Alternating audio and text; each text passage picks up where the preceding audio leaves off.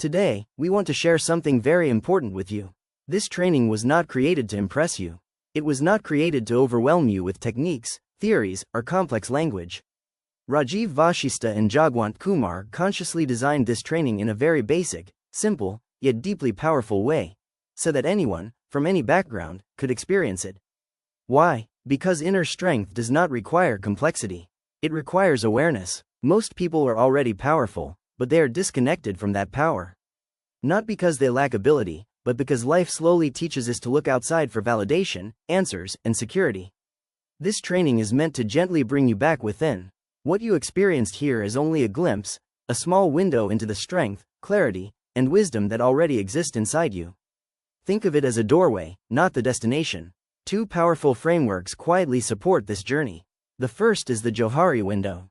The Johari Window helps us understand what we know about ourselves, what others see in us, and, most importantly, what remains hidden. Hidden strengths, hidden fears, hidden patterns that silently influence our decisions, relationships, and confidence. As you go within, awareness begins to expand. What was unconscious slowly becomes conscious. And when something becomes conscious, it no longer controls you. The second path is shadow work. Shadow work is not about negativity. It is about honesty. It helps us meet the parts of ourselves we were taught to suppress: fear, anger, insecurity, jealousy, guilt, even unexpressed creativity and strength. These shadow parts don't disappear just because we ignore them. They operate quietly in the background, shaping our reactions, our self-doubt, and our inner conflicts. When you acknowledge your shadow, it stops fighting you.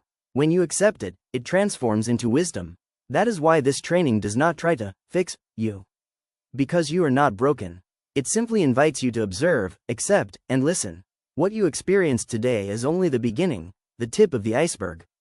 The real journey unfolds when awareness becomes a daily practice. So we request one thing from you. Please stay with us till the very end of this video. Sometimes the most important realizations arrive quietly, in the last moments.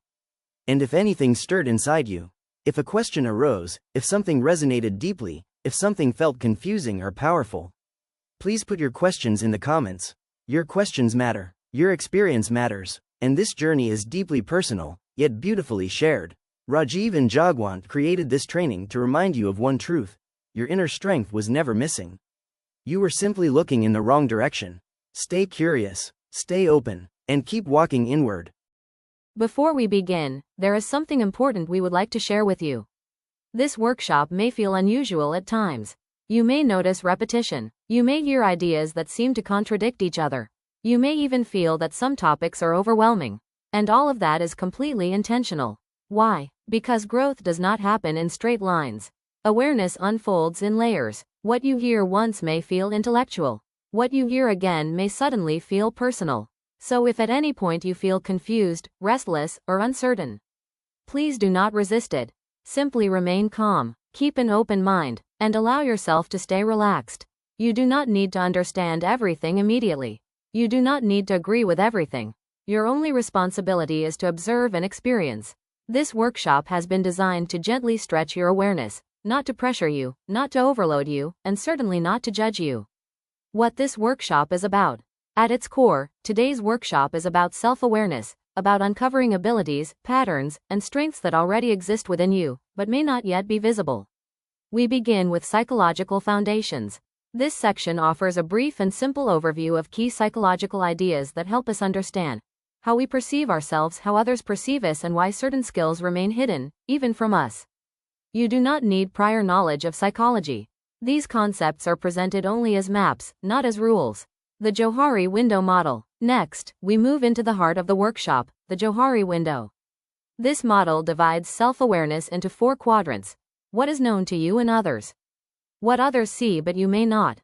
What you know but hide, and what remains completely unknown. As we explore these quadrants, you may feel moments of clarity and moments of discomfort.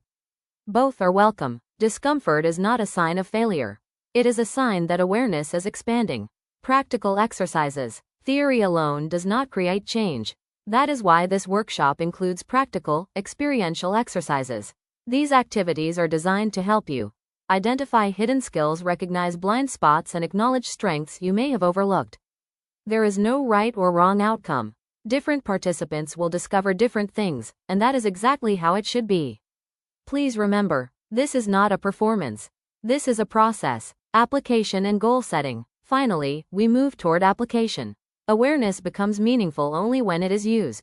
In this section, you will explore how to apply newly discovered insights, translate awareness into action, and set realistic, aligned goals for both personal and professional growth. Nothing here is about sudden transformation. It is about direction, not pressure.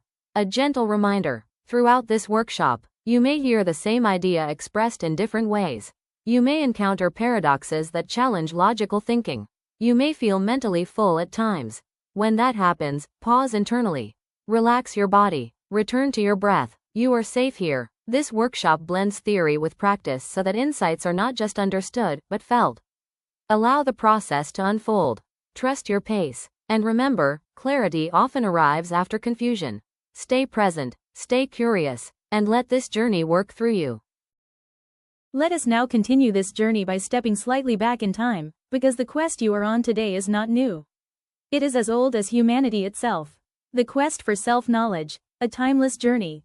Humans have always tried to understand themselves. Long before psychology became a discipline, before science had language for the mind, people were already asking the same questions you may be asking today. Who am I? Why do I behave the way I do? What lies beneath my thoughts, my emotions, my reactions? Ancient philosophical traditions, from the East to the West, spoke of self-inquiry, inner observation, and knowing oneself as the highest form of wisdom. Temples, ashrams, and schools of thought were not only places of learning, but places of inward exploration. The tools were different, the language was different, but the direction was always the same, inward. The 20th century, a turning point. Then came the 20th century, a period that radically changed how we understand the human mind. For the first time, psychology began to formally explore what lies beneath conscious awareness. Sigmund Freud introduced the idea that much of our behavior is driven by the unconscious mind, parts of us we are not aware of, yet which influence our fears, desires, and decisions every single day. This was revolutionary. It suggested that we are not as rational or self-aware as we believe. Then came Carl Jung, who went even deeper. Jung spoke of the shadow self, those parts of us we reject, suppress, or deny. Not because they are bad, but because they were once judged, misunderstood, or unsafe to express. The shadow does not disappear when ignored. It quietly shapes our reactions, relationships, confidence, and self-sabotage. What we refuse to see within ourselves, we often experience as conflict outside. A parallel revelation, quantum physics. Around the same time, something extraordinary was happening in an entirely different field, quantum physics. Scientists studying the nature of reality discovered something unsettling. At the most fundamental level, reality itself is uncertain. Particles behave differently when observed. Outcomes exist as probabilities, not certainties. The observer influences the observed. This shattered the idea of a fully predictable, objective world. And quietly, it echoed what psychology was also discovering. Reality, both inner and outer, is far more complex, layered, and mysterious than we assume. A shared truth across disciplines. Freud's unconscious, Jung's shadow, quantum uncertainty. At first glance, these may seem like separate ideas. But they all point toward one profound truth. Much of who we are remains hidden from conscious awareness. Our strengths, our fears, our blind spots, our untapped potential, not because we are flawed, but because awareness develops gradually. This is where models like the Johari Window become powerful. They give us a structured way to explore what is known, unknown, hidden, and undiscovered, without judgment. Bringing it back to you. So if, during this workshop, you feel moments of uncertainty, contradiction, or even inner resistance, remember, this is not confusion. This is contact with deeper layers of self-awareness. You are standing in a long human tradition, one that spans philosophy, psychology, and science. And the goal is not to uncover everything today. The goal is simply this: to begin noticing what has always been there, waiting to be seen. Stay open, stay patient, and allow the unseen to slowly come into awareness. That is where real transformation begins. Let us now take this understanding one step deeper, into a place where science itself began to question certainty. Quantum physics, a parallel in uncertainty. In the early 20th century, scientists believed they were close to fully understanding the physical universe. Atoms were thought to be predictable. Matter was assumed to behave in fixed, measurable ways. And then, everything changed. One experiment in particular shook the foundations of certainty itself. The double-slit experiment, first demonstrated by Ernest Rutherford and later refined by others, revealed something astonishing about subatomic particles like electrons. When electrons were observed, they behaved like particles, solid, localized, measurable. But when they were not observed, they behaved like waves, spread out, fluid, existing in multiple possibilities at once. The same entity, two completely different behaviors, depending solely on observation. This was not just strange. It was deeply unsettling. Reality itself was behaving in a paradoxical way. The observer changes the outcome. What this experiment revealed was profound. The act of observation alters what is being observed. In simple terms, reality does not fully settle into one form until it is noticed. Now pause for a moment and let that sink in. Because this isn't just about particles. It's about perception. Heisenberg's uncertainty principle. Soon after, another breakthrough made the implications even clearer. Werner Heisenberg introduced what is now known as the uncertainty principle, a discovery so fundamental that it earned him the Nobel Prize. He proved that certain pairs of properties, like position and momentum, cannot both be precisely known at the same time. The more accurately you know where something is, the less accurately you can know how fast it's moving. And the more precisely you know how fast it's moving, the less certain you are of its position. This is not a limitation of our instruments. It is a limitation built into reality itself. In other words, perfect knowledge is impossible. A mirror to the human mind. Now let's gently bring this insight back to ourselves. Just as particles cannot be fully known at once, we cannot fully know ourselves in a single moment either. When you try to pin yourself down too tightly, who am I exactly? What am I capable of? Why did I react that way? You may lose sight of other dimensions of who you are. You are not one fixed identity. You are not a single trait, emotion, or role. Like quantum particles, you exist in potential, not certainty. Self-awareness is not control. Modern life teaches us to seek control, clear answers, clear labels, clear outcomes. But both quantum physics and psychology quietly tell us the same thing. Awareness is not about control. It is about observation. The moment you observe yourself, your thoughts, fears, strengths, reactions, they begin to change. Not because you forced them to, but because attention itself transforms. Parallels to inner work. This is why inner exploration can feel confusing or paradoxical. At times, the more you analyze, the less clear things feel. The more you seek certainty, the more complexity appears. And that is not failure. That is depth. Just as reality at its smallest scale resists certainty, the human psyche also resists being fully pinned down. So as you move forward in this workshop, remember, you are not here to define yourself once and for all. You are here to notice, observe, and expand awareness. Uncertainty is not an obstacle. It is a doorway. When you allow yourself to sit with not knowing, new insights emerge naturally. And slowly, without force, what was hidden begins to reveal itself. Stay curious, stay patient, and let awareness do the work. That is where real understanding begins. Let us continue from this space of curiosity and openness, because once science showed us that reality itself has hidden layers, psychology began to ask an equally powerful question: what hidden layers exist within the human mind? Freud's legacy, the unconscious mind. At the beginning of the 20th century, Sigmund Freud introduced an idea that forever changed how we understand human behavior. Until then, it was widely believed that people were mostly conscious, rational beings, that we knew why we thought what we thought, and why we did what we did. Freud challenged this assumption. He proposed something radical for his time: most of our mental life operates outside conscious awareness. In other words, we are influenced every day by thoughts, impulses, fears, and desires that we do not directly see. This idea alone, regardless of how one views Freud's other theories, was revolutionary. Controversy versus contribution. Over the years, many of Freud's specific ideas, such as the Oedipus and Electra complexes, have been debated, challenged, and even rejected. And that's okay. What matters is not that every detail was correct, but that the doorway he opened was real. Freud gave the world a language to talk about what lies beneath the surface of awareness. And once that door was opened, it could never be closed again. The structure of the psyche. To explain how the mind works, Freud described the psyche as having three interacting parts. First, the ID.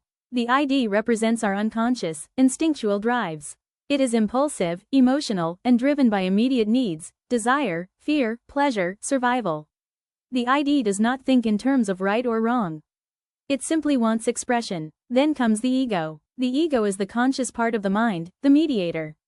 It deals with reality. It tries to balance inner impulses with external demands. The ego asks, what is practical? What is possible? What will work in the real world? And finally, the superego. The superego represents internalized rules, social expectations, moral standards, cultural conditioning. It is the voice of shoulds and musts. It judges, evaluates, and compares. Why this matters to you? Now pause for a moment and reflect. Every inner conflict you experience, self-doubt, hesitation, guilt, confusion, can often be understood as tension between these inner forces. The ID pushes. The superego restricts. The ego tries to survive between them. And much of this struggle happens below conscious awareness. This is why people often say, I don't know why I reacted that way. I don't know why I keep holding myself back. I don't know why I feel capable, yet stuck. The answer is not a lack of ability. It is unseen inner dynamics at play. Hidden skills, hidden potential. Freud's greatest contribution was not just explaining problems, it was revealing possibility. If parts of us operate unconsciously, then it also means strengths can remain hidden, talents can remain unrecognized, abilities can exist without conscious access. Untapped skills are often not missing, they are simply unconscious.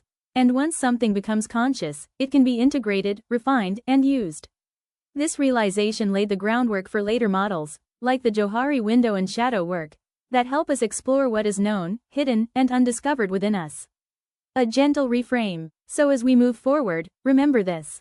You are not struggling because you are broken. You are not blocked because you lack potential. You are discovering layers. And discovery takes patience. Freud taught us that the mind is deeper than it looks. That behavior has roots. And that awareness changes everything. Stay open to what emerges. Stay curious about what lies beneath. Because what is unconscious today can become your strength tomorrow. Let us now move gently forward from this understanding, because once Freud opened the door to the unconscious, someone else stepped through it with extraordinary courage and depth. Jung's shadow work, embracing the whole self. Carl Jung, who initially worked closely with Freud, eventually took a different path. Their split was not personal, it was philosophical. Where Freud focused primarily on repression and pathology, Jung asked a broader, more daring question. What if the unconscious is not only a source of problems, but also a source of wisdom, creativity, and strength? From this question emerged one of Jung's most influential ideas, the shadow. What is the shadow? The shadow represents those parts of ourselves that we reject, suppress, or deny. Not necessarily because they are bad, but because, at some point in life, they were judged, misunderstood, or felt unsafe to express. The shadow can contain anger. We were told not to feel. Sensitivity we were told was weakness. Ambition we were told was selfish. Confidence we were told was arrogance. Creativity we were told was impractical.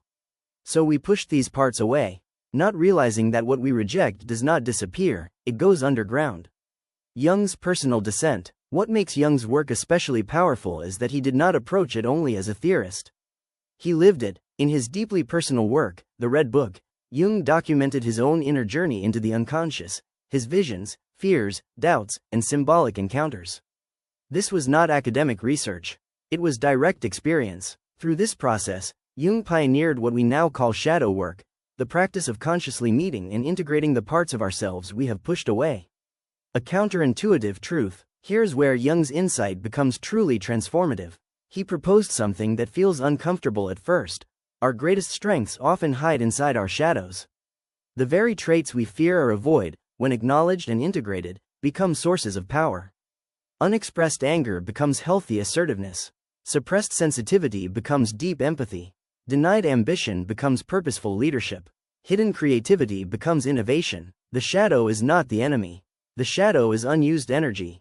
Why we resist the shadow? Meeting the shadow is not easy. It challenges the image we hold of ourselves. It dissolves the idea of being only good or only rational. It asks us to be honest rather than ideal. That is why people often resist shadow work, not because it is wrong, but because it is real. Yet Jung believed that true wholeness does not come from perfection. It comes from integration, not choosing light over dark, but allowing both to coexist consciously. Bringing it back to you. As you reflect on this, notice what resonates.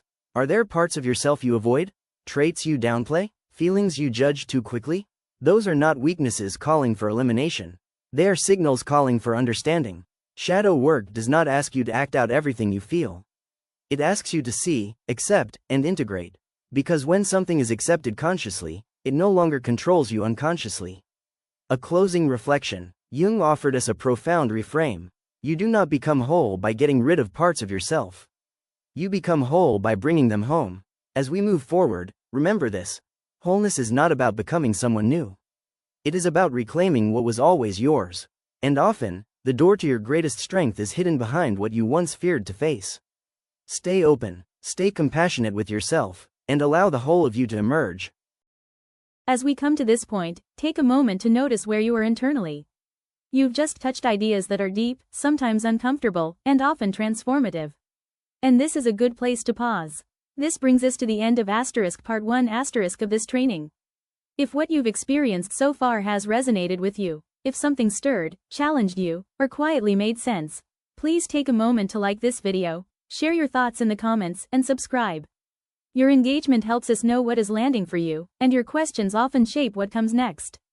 Before we close this part, we want to leave you with a simple but powerful exercise. Nothing complicated, nothing analytical, just honest observation. Take a deep breath, let your body settle, allow your mind to become just a little quieter. Now, without overthinking, write down the first 5 to 7 skills that come to mind when you think about yourself. Do this quickly, don't plan, don't edit, don't judge what appears, just write. As you do this, notice a few things gently, without criticism. Notice which skills came to you easily and confidently. Notice if you hesitated or felt unsure about naming certain skills. Notice if you dismissed something with thoughts like, this doesn't really count, or, this isn't important. You may also reflect on whether you focused more on technical or professional skills, or whether interpersonal qualities, like listening, adapting, sensing, supporting, showed up. You might be surprised by what appears. You might also notice what doesn't appear. Both are valuable. This exercise is not about accuracy. It is about awareness. What comes easily often lives in the conscious or familiar parts of us. What feels difficult or dismissed often points toward hidden or undervalued aspects, sometimes even toward the shadow. There is no conclusion to draw yet. No correction to make. Just notice. In the next part of this training, we will begin to gently explore what lies beneath these first responses, and how skills, strengths, and potential often hide in places we overlook. For now, pause here. Let this settle, and if you have any questions, reflections, or observations, place them in the comments. We are reading them. This is only the beginning.